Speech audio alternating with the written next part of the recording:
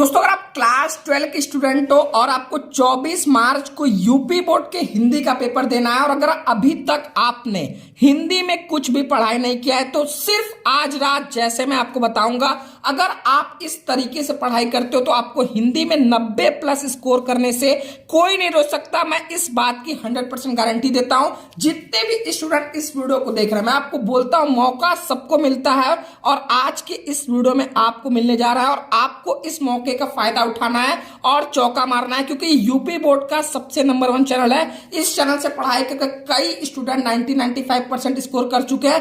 अब बारी आपकी है। जितने भी स्टूडेंट इस वीडियो को देख रहे हैं, मैं आपको एक एक क्वेश्चन को बताऊंगा किस तरीके से करना है, कैसे एक एक क्वेश्चन को सॉल्व करना और कैसे आज रात पूरी तैयारी करनी है। लेकिन इसके लिए आपको ये 4 काम करना पड़ेगा। इस वीडियो को अंत तक देखना होगा, सिर्फ वीडियो देखकर नहीं छोड़ना है। जैसे मैं बताऊंगा वैसे आज रात आपको मेहनत करना पड़ेगा, ठीक है। आपके हिंदी के पेपर में टोटल 14 प्रश्न आएंगे।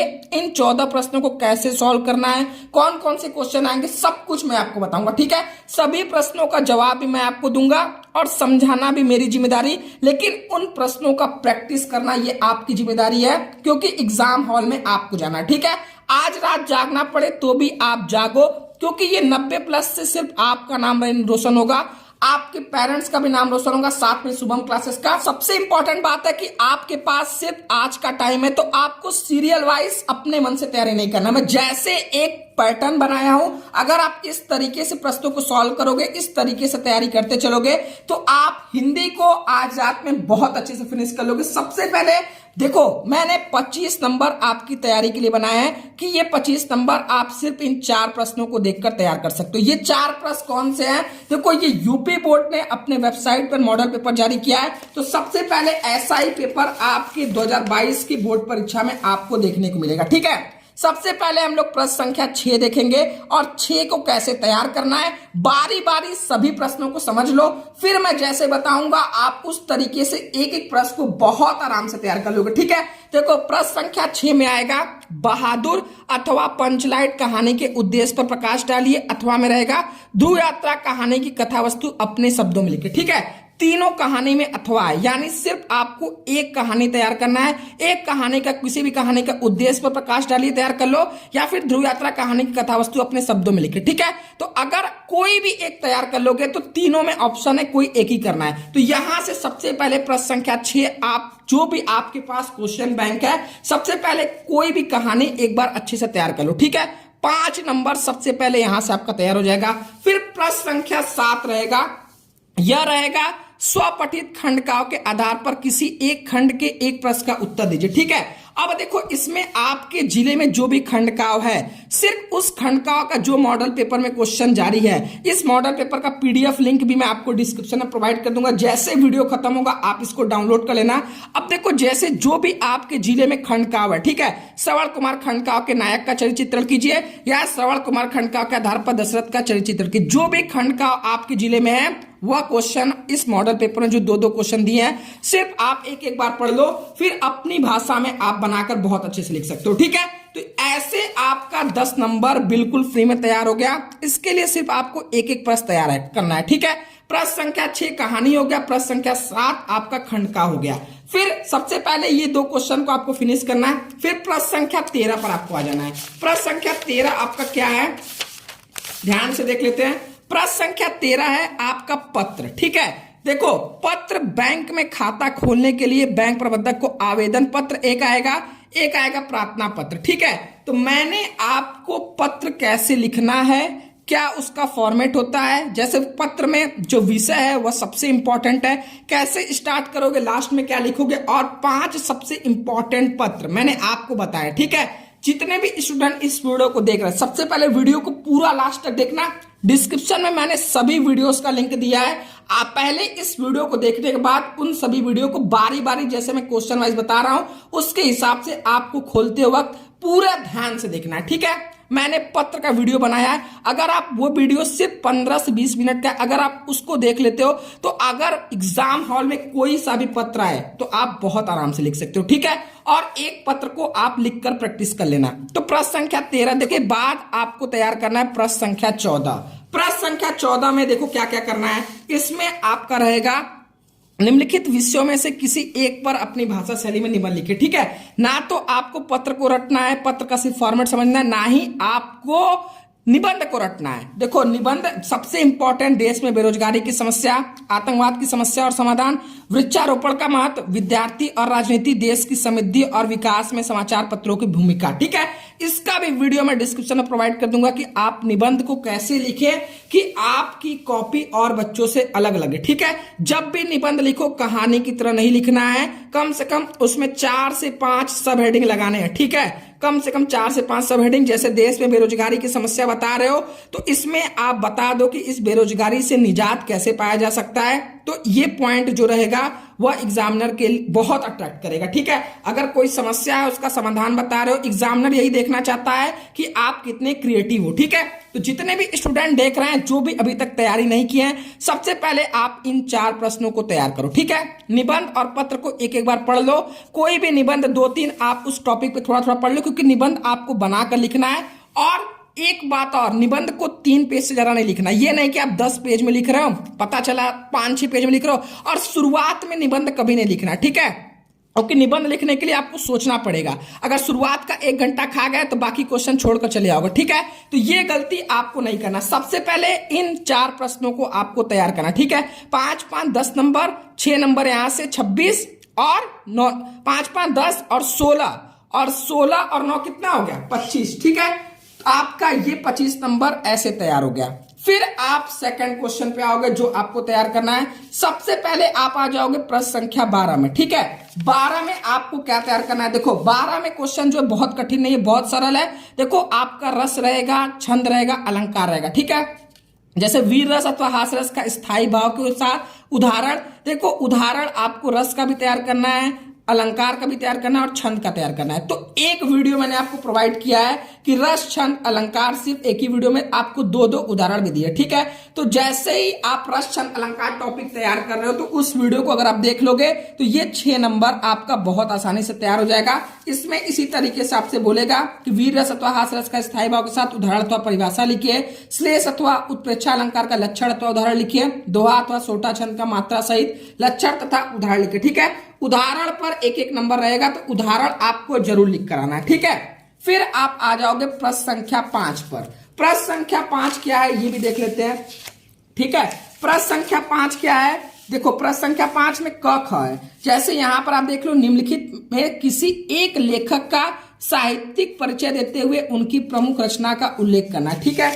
अब जैसे आपको तीन साहित्यिक परिचय देगा, ठीक है। जैसे आचार्य हजारी प्रसाद द्विवेदी, एपीजे अब्दुल कलाम, वासुदेव शरण अग्रवाल। तो पहले इनका संक्षिप्त में जीवन परिचय दे दोगे, फिर इनका आप साहित्यिक परिचय लिखोगे और इनकी प्रमुख जो भी कृतियां रहेंगी, रचना रहेगा, उसका उल्लेख करना है, ठीक है। कवि की जो प्रमुख कृतियां उनका उल्लेख करना है और जितने भी आपके लेखक हैं उनका रचना का उल्लेख करना है, ठीक है।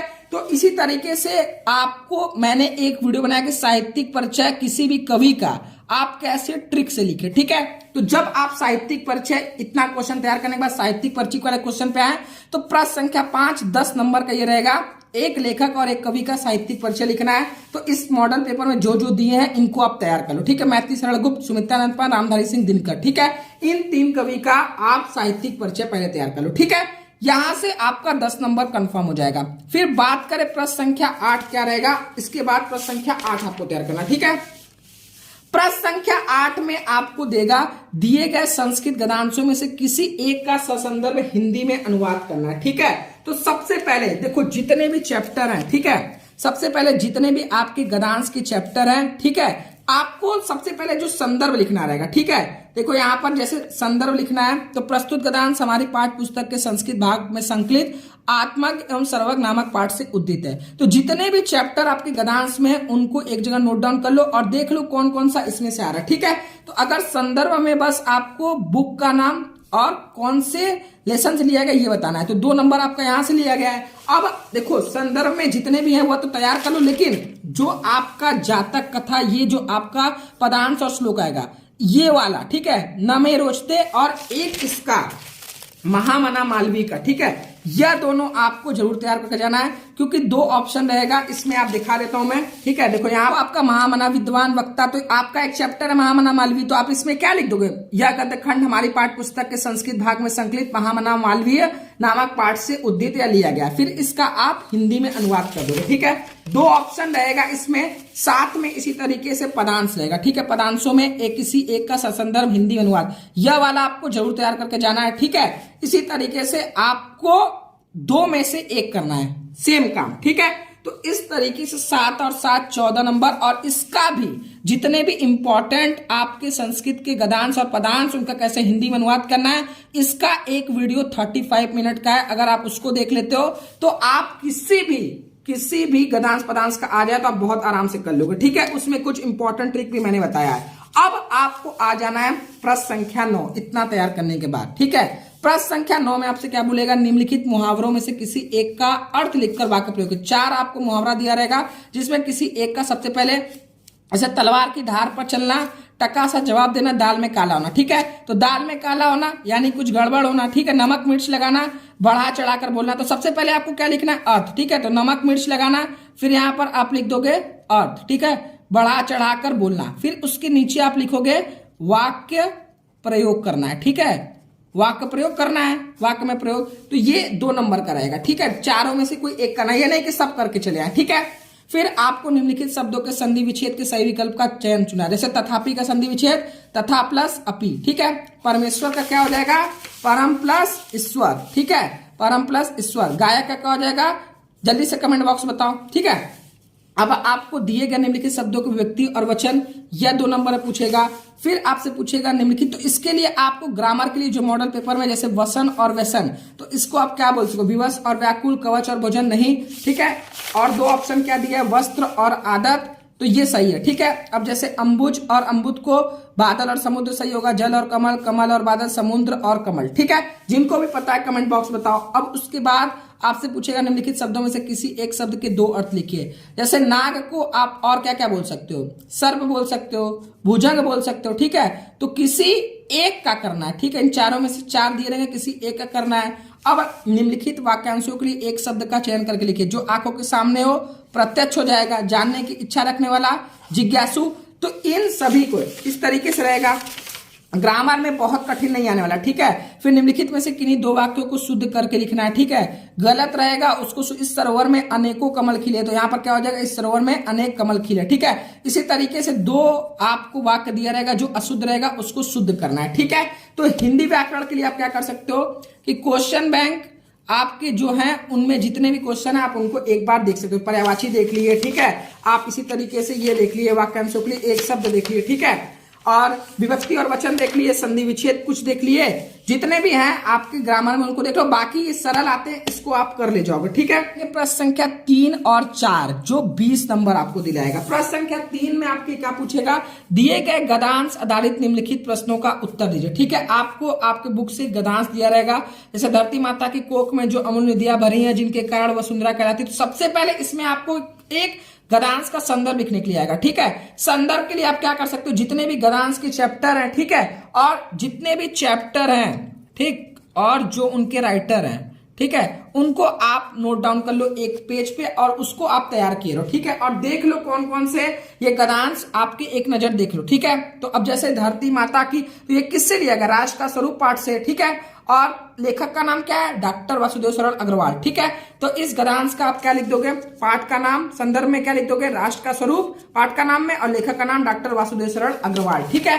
फिर आपसे बहुत इसमें कठिन क्वेश्चन नहीं पूछेगा, जैसे देखो धरती वसुंधरा क्यों कहलाती है। तो जब ये गद्यांश आप पढ़ोगे तो इसी में ऑप्शन आपका जवाब मिलेगा। धरती वसुंधरा क्यों कहलाती है, धरती माता की कोख में जो अमूल्य नदियां भरी हैं जिनके कारण वह वसुंधरा कहलाती हैं, ठीक है। अब यहाँ पर एक क्वेश्चन और देखो, रेखांकित अंश की व्याख्या कीजिए, ठीक है। अब देखो रेखांकित अंश किसे बोलते हैं, जो ये अंडरलाइन है, ठीक है। तो इसके लिए जब आप क्वेश्चन नंबर 3 का तीसरा करो, ठीक है, तो सबसे पहले आप क्या करो, ऐसे धरती पूरा तो व्याख्या करना नहीं है, ठीक है। धरती डैश डैश डैश डैश चाहेगा, यहां तक कर दो, ठीक है। फिर अब इसका आप यहां पर ब्लैक पेन से व्याख्या लिख कर करो, ठीक है। तो इस तरीके से करोगे तो ये आपको फुल मार्क्स मिलेगा, ठीक है। अब यहां पर देखो क्वेश्चन पूछा पृथ्वी के देह को किसने सजाया, ठीक है। तो इसका भी जवाब जब अच्छे से इसको पढ़ लेना, ठीक है। पृथ्वी के देह को किसने सजाया है, यहां पर देखो लाखों करोड़ों वर्ष से अनेक प्रकार की धातुओं को पृथ्वी को पीस पीस पर अंगणित प्रकार की मिट्टियों से पृथ्वी के देह को सजाया है, ठीक है। सभी क्वेश्चन का जवाब इसी गद्यांश में मिलेगा। फिर आपको मिलना है एक पदांश, 2 ऑप्शन रहेगा गद्यांश में। फिर आपको मिलेगा दिए गए पदांश पर आधारित निम्नलिखित प्रश्नों के उत्तर दीजिए, ठीक है। तो 2 पदांश दिया रहेगा। सबसे पहले इसमें ही पूछेगा कि उपयुक्त पदांश का संदर्भ लिखिए। तो सेम काम करना है कि कौन से चैप्टर से लिया गया है, ठीक है, और कौन राइटर है, ठीक है। तो इस तरीके से इसका भी एक वीडियो कल बताया गया है, जिसमें जो इंपॉर्टेंट गद्यांश और पदांश संदर्भ सहित हिंदी में अनुवाद के साथ साथ संस्कृत वाला तो बताया गया है, साथ में प्रश्नों के उत्तर के लिए भी मैंने एक वीडियो बनाया है, जिसको जब आप ये क्वेश्चन तैयार करो तो उस वीडियो को देख लेना, तो ये सारे क्वेश्चन आपके क्लियर हो जाएंगे, ठीक है। अब बात बच गया ये बहुविकल्पी क्वेश्चन का, ठीक है। तो बहुविकल्पी क्वेश्चन के लिए आपका 24 तारीख को पेपर है, तो मैं 23 तारीख की शाम को 9 बजे शुभम क्लासेस पर 200 क्वेश्चन का लाइव मैराथन क्लास दूंगा बहुविकल्पी क्वेश्चन का। साथ में जितने भी आपके क्वेश्चन बैंक में आपके बहुविकल्पी क्वेश्चन है 24 तारीख की सुबह आप एक बार उसे पढ़कर चले जाना, ठीक है, सभी क्वेश्चन को। बाकी एमसी क्वेश्चन में ऑप्शन रहेगा, आपका आराम से हो जाएगा। तो इस तरीके से अगर आप तैयारी करोगे तो आप हिंदी की पूरी तैयारी बहुत कम टाइम में कर सकते हो। और जो सबसे इंपॉर्टेंट चीज है, कोई प्रश्न को छोड़कर नहीं आना है, क्योंकि आपकी निगेटिव मार्किंग नहीं है। और एक प्रश्न पर ज्यादा टाइम नहीं देना है, कि ये नहीं कि पता चला निबंध पर आप 1 घंटा लगा दिए, बाकी क्वेश्चन छोड़ दिए, ठीक है। तो ये गलती नहीं करना है, करे सर हमें आ तो पूरा रहता लेकिन हम क्वेश्चन 2 मेरा छूट गया 10 नंबर का, ठीक है। तो ये बाद में रोना नहीं रोना है, इसलिए टाइम का मैनेजमेंट बहुत अच्छे से करना है। आपको हाईलाइट करना इंपॉर्टेंट पॉइंट, ठीक है। सभी क्वेश्चन में जो भी आपको हाईलाइट करने लायक लगे उसको ब्लैक पेन से अंडरलाइन कर सकते हो, ब्लैक पेन से लिख सकते हो। कॉपी में कट पिट नहीं करना, और शुरुआत की कॉपी में तो बिल्कुल नहीं, क्योंकि first impression is the last impression, examiner पे गलत प्रभाव पड़ेगा, ठीक है। तो कॉपी में कट पिट नहीं करना और जल्दबाजी में नहीं लिखना है। जो भी चीजों को लिखना है बहुत आराम से और अच्छी राइटिंग लिखना है, ठीक है। और बहुत बढ़ा चढ़ाकर फालतू चीजें नहीं लिखना है, जो भी लिखना है टू द पॉइंट लिखना है, ठीक है। और डिस्क्रिप्शन में मैंने टेलीग्राम चैनल का लिंक दिया है, आपको उस पे ज्वाइन हो जाना है। मैं हिंदी की कुछ इंपॉर्टेंट पीडीएफ उसमें प्रोवाइड करूंगा। और जितने भी स्टूडेंट इस वीडियो को देख रहे हैं, हिंदी के साथ साथ तैयारी आप physics, chemistry, English, Hindi, math, bio करना चाहते हो, चैनल को सब्सक्राइब करके बेल आइकन प्रेस करो। और अगर आपको सभी सब्जेक्ट के इंपॉर्टेंट क्वेश्चन चाहिए, ठीक है, लॉन्ग शॉर्ट सभी सब्जेक्ट फिजिक्स, केमिस्ट्री, मैथ की, ठीक है, तो आप हमारा ब्रह्मास्त्र बैच ज्वाइन कर सकते हो। सिर्फ 149 रुपए में शुभम क्लासेस ऐप डाउनलोड करोगे, वहां से आप डायरेक्ट पेमेंट करके ज्वाइन कर सकते हो। नहीं तो आप इस नंबर पर पेमेंट करके व्हाट्सएप पे स्क्रीनशॉट भेजोगे, आपको तुरंत बैच में जोड़ दिया जाएगा, ठीक है। तो आज के लिए इतना ही। आप सभी को मेरी तरफ से ऑल द बेस्ट है। इस वीडियो को हर जगह शेयर कर देना, अपने सभी दोस्तों को शेयर कर देना, ताकि वो भी इस तरीके से तैयारी कर हिंदी में 90+ स्कोर कर सके। क्योंकि ये पहला पेपर, अगर पहला पेपर सबका अच्छा जाएगा तो इससे मनोबल बढ़ेगा, ठीक है। तो आज के लिए इतना ही, मिलते हैं नेक्स्ट वीडियो में, तब तक के लिए जय हिंद, जय भारत।